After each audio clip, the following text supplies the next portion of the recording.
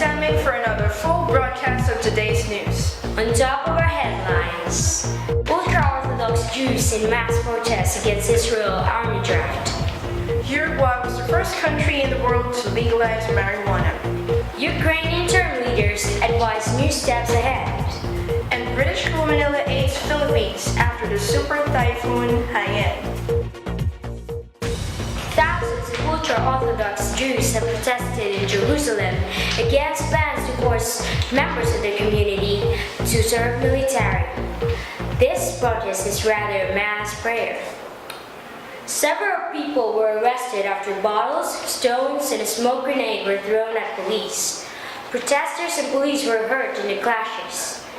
Ultra-Orthodox Israelis are currently exempt from military service while they study in religious schools or yeshivas. Secular Israelis object to this, and plans are being made to enlist them. Military service is compulsory for most Israelis over the age of 18, with men serving 3 years and women 2. But many ultra-Orthodox Israeli men spend much of their adult life in religious studies. At least 15,000 men, all dressing the black clothes and hats traditionally worn by Haredi Jews, crowded into the streets around the military recruitment office in the Haredi neighborhood of Mecca Baruch on Thursday night. Some estimates put the number of protesters much higher. They were called to protest by 2 ultra-Orthodox factions which strictly oppose any change to the conscription laws which would make national service compulsory for their students. Thousands of ultra-Orthodox answered the call to protest. Violence erupted as some threw missiles at police and set rubbish bins on fire. The issue of exemptions for the ultra-Orthodox was a major part of January's elections in Israel. Centrists and secular parties which call for Haredi students to serve in the military receive a lot of support and join the government. Ultra-Orthodox have been exempt from military service since the state was founded in 1948. They currently comprise about 10% of Israel's population, and in 2011, it was estimated about 37,000 of ultra-Orthodox men were studying in yeshivas, and therefore not serving in the army. A small number of Haredi men already serve in the IDF. Last year, Israel's Supreme Court ruled that exemptions were unconstitutional and plans for a new law are under discussion. Uruguay was the first country in the world to legalize marijuana. The bill allowing registered Uruguayans over 18 to buy 40 grams or 1.4 ounce of marijuana per month was passed in December, which legally permits the production, sale, and consumption of the drug, making Uruguay the first country to implement this in the world. A debate which took the senators nearly 12 hours to decide finalized this historic approval. This was a huge victory for the cannabis smoking community in Uruguay and for the 16 against 13 senators who voted it on Tuesday. However, not everyone was happy on this law, including Uruguay Senator Roberto Conde, saying that the country's borders will be used by cartels to smuggle drugs into neighboring countries. Meanwhile, Senator Alfredo Solari said that Uruguay should not experiment on its people.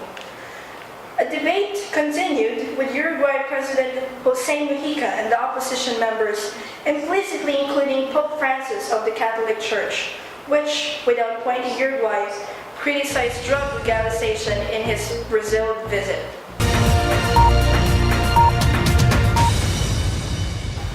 Ukraine's new ministries, including Mr. Yatsenyuk, one of the main government protest leaders, notified the people that unpopular steps ahead was about to come.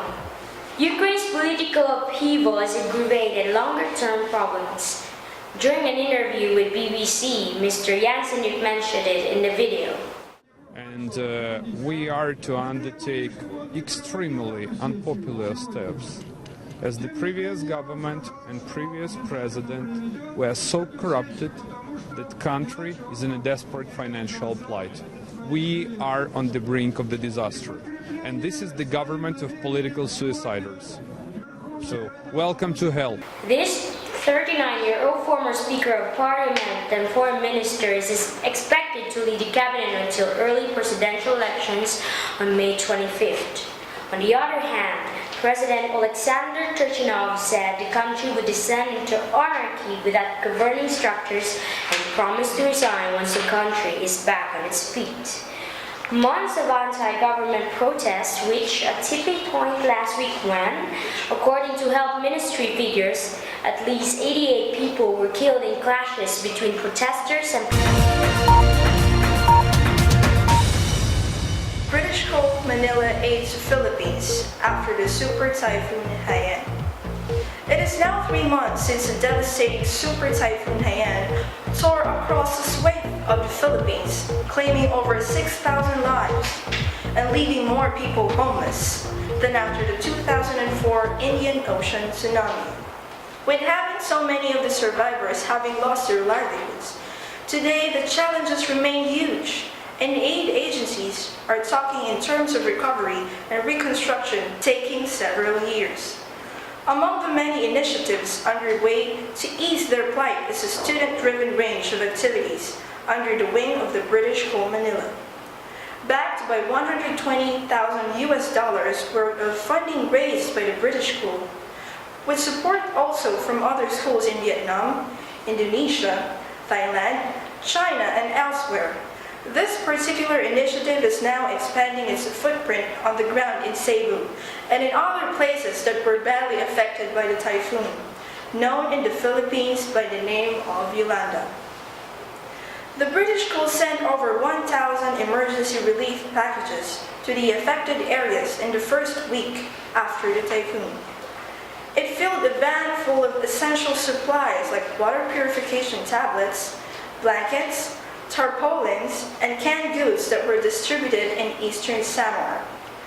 A project preparing classrooms in 2 elementary schools and 1 high school on Panay Island, in conjunction with one of the British School's existing local partners, is also being constructed. Moreover, more than 1,000 solar lights have been distributed on Malapascua Island, where there were major power problems even before the typhoon. They will also help in rebuilding 100 homes, 15 fishing boats, roofs, providing nets and playgrounds equipment for the primary school. Students themselves will help in the rebuilding projects, which will take around 4 months.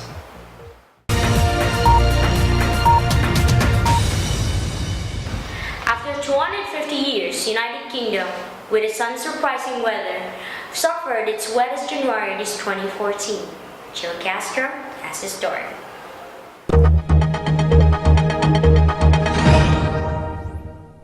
The United Kingdom's reputation of incessant rainy weather is almost ingrained into the national character, but since January is almost a bit too much.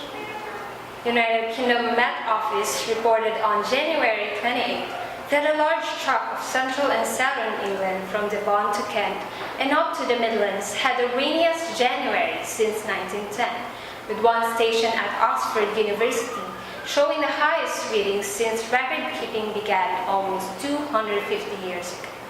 That means rainfall totals in excess of 200 millimeters in many locations, while the Met Office estimates that the United Kingdom as a whole received around 151% its average rainfall, with local amounts topping 200% of historical average. These wet conditions explain the severe flooding in Somerset and other parts of the southwest of England this month. In fact, with more ground already saturated from January, the runoff from rising rivers has nowhere to go, causing more than 250 flood warnings. Fortunately, as of the moment, no one was reported injured, but several communities, including Aberystwyth, are now assessing the damages done to their waterfronts by the pounding surf. So that's the latest news from South England. This is Jill Castro reporting from the World's News.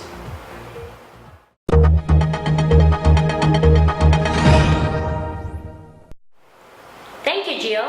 Up next, host Russia topped the medal table in Sochi 2014. Virtual currency Bitcoin surges with Zynga. and Apple launches iPhone 5S. Thank you. Ta-da! Kiss ako?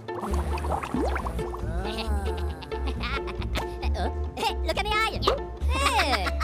Choosing milk isn't just fun, it's also really good for you. And for even more fun, you can get apple slices and a mini minion of your very own. From the new movie Despicable Me 2, rated PG in your McDonald's Happy Meal.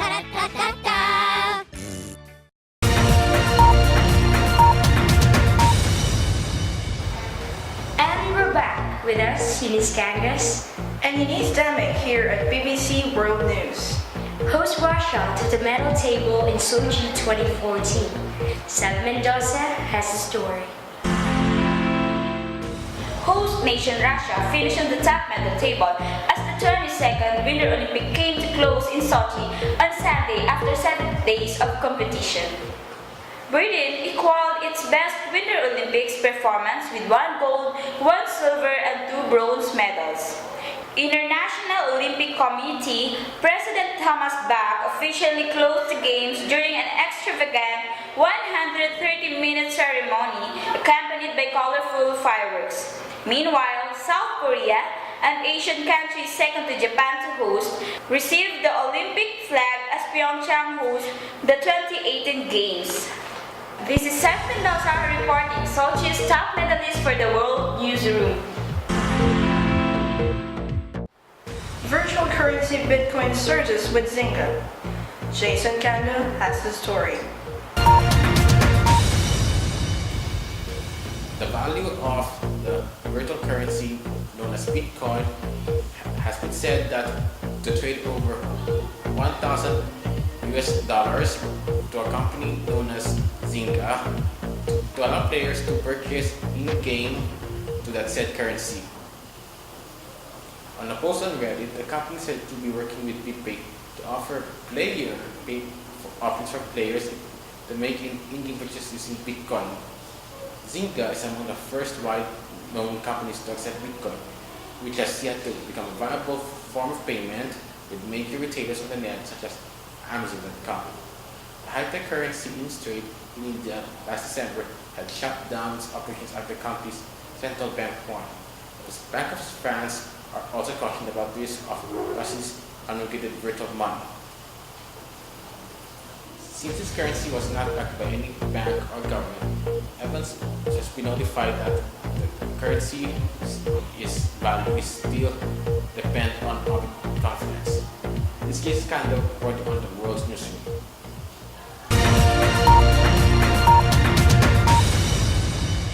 Apple introduces iPhone 5S. Angelique Gabriel has the news. It's not a surprise that Apple company has brought us again the newest iPhone as it introduces iPhone 5S. Well, innovation has always been the trademark of the company for its incessant production, especially now that it recently markets its newest gadget. With its most brand feature, the Touch ID that uses the fingerprint identity sensor to unlock the screen, this gadget is expected to attract more buyers this week. Not to mention that it is just one of its main features. This all-new iSight camera has 8 megapixels with a lot of settings available. It also uses iOS 7 for its operating system, which is the world's most advanced mobile OS.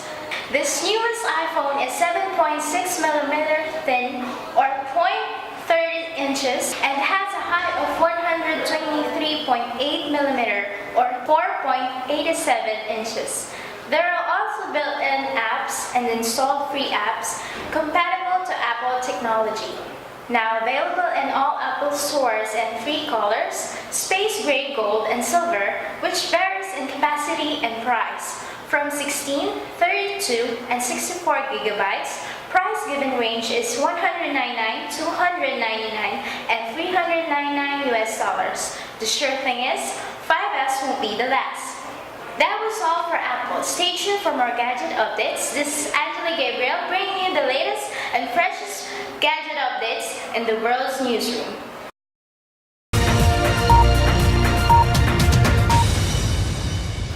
Thank Thank you, Angeli.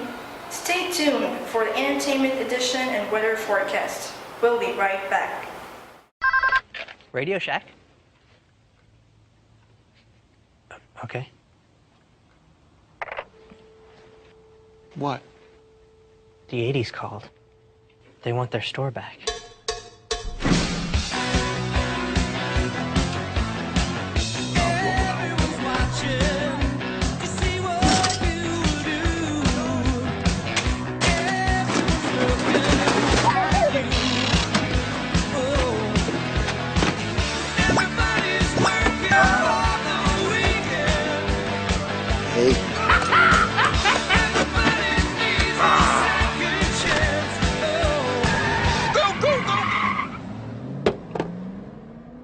It's time for a new Radio Shack.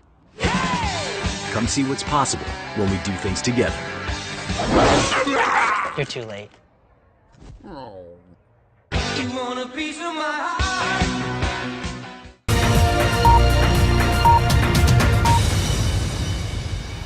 And we're back with us, Eunice Kangas and Eunice Deming for BBC World News.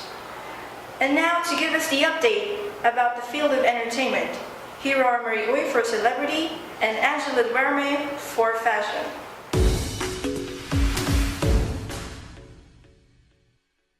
Thank you, Eunice. The Grammy Awards night caught Taylor Swift on act. Thought she won the Grammys, but had not. This is the oops moment when Taylor Swift's face was spotted joyous. Thought she'd won for the second time when Alicia Keys announced the Album of the Year at the Grammys. The 24-year-old country singer was captured on camera, gasping out loud after hearing the winner. Well, it was actually Daft Punk for Random Access Memories, but unlike the usual mask of gracious acceptance that losers usually wear, an obvious moment from Taylor's shocked expression thought she'd triumphed for Red. Well, I cannot blame this singer because the album titles both start with the same letter. The good thing is, she is not the only one who's thought the same thing. Try to check out the videos and look at the guy sitting behind her. It was definitely disappointing as a fan that Taylor, who had 4 gongs, went empty-handed. However, she still managed to make an impression during the show by headbanging as she played the piano performance of the ballad All Too Well. It's safe to say we won't be seeing her twerking anytime soon. This is Marilicious, reporting for tonight's Grammy for the World's Newsroom. Well, that was definitely not the time for Taylor Swift, but as I watch her performance, I can see that she was able to maintain her composure until the end of the show. Well, that was right, Eunice, but we cannot blame this award-winning singer after gathering so much awards previously. Alright, for the fashion update, we have Angela GRAMMY to give us the trends this summer 2014.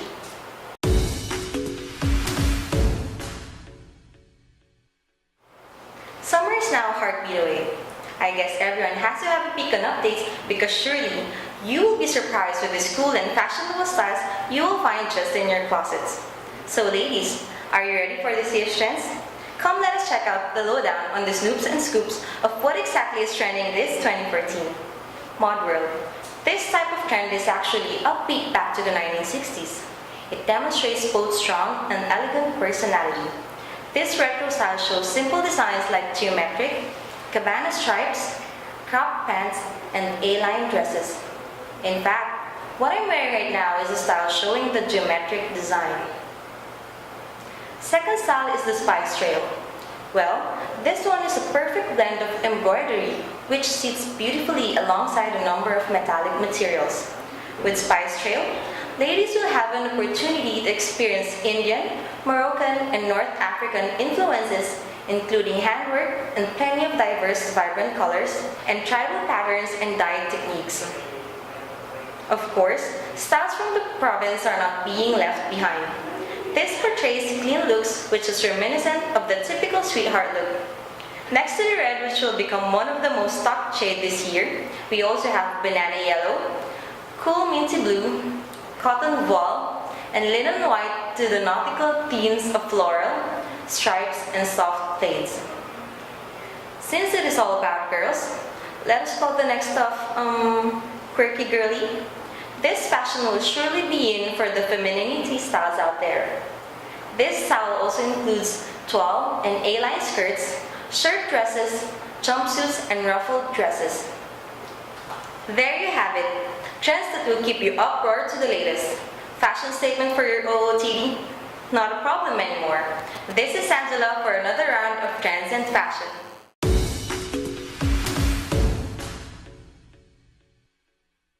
I think I'm gonna use my spice reel for my summer getaways. What do you think? Well, I think that would be nice. Sounds like you're going to have a vacation in South Africa. As for me, I'm going to use the Mont Road fashion. Ooh, I like that too. Classic and elegant. Meanwhile, Jill Castro for today's weather update.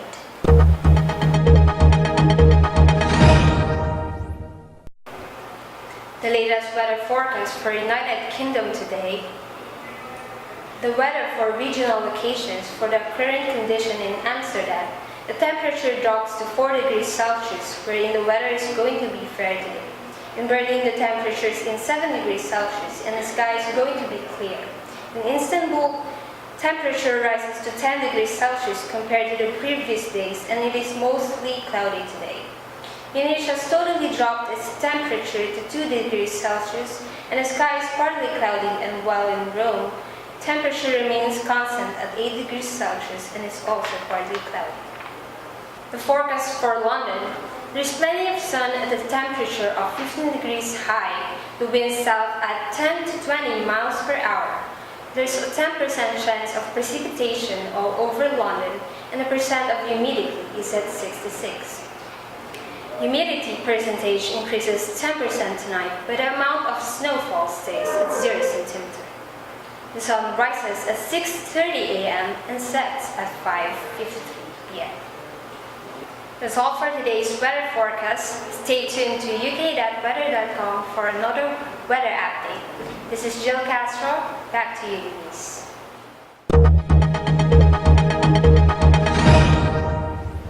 And that's it for today's news. This is Eunice Mangangas reminding you to live the story. And Eunice Deming for the World's Newsroom. Good day.